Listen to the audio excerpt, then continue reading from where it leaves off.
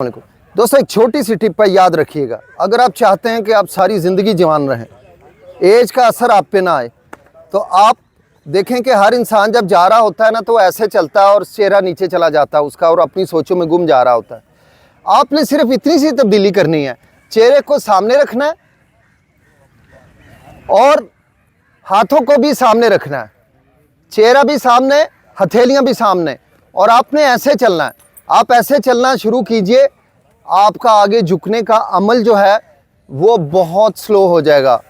तो दूसरे दोस्तों की निस्बत आप बहुत यंग रहेंगे और यंग लगेंगे।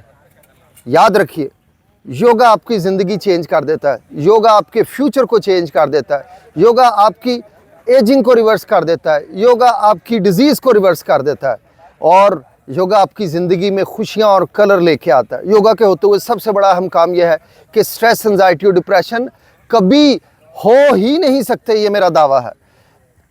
सो साथियों, मेरी इस वीडियो को ज़्यादा से ज़्यादा लाइक, शेयर और मेरे चैनल योगा डॉक्टर इफ्तिखार ज़रूर सब्सक्राइब कीजिए। मेरे इस वीडियो को दूर दूर तक फैलाइए ताकि लोग लंबी ज़िंदगी जिएँ और सेहतमंद ज़िंदगी जिएँ और अपने लाइफ स्पैन को बढ़ाएं। योगा आपके लाइफ स्पैन को भी बढ़ा देता है, इसमें कोई दो राय नहीं है।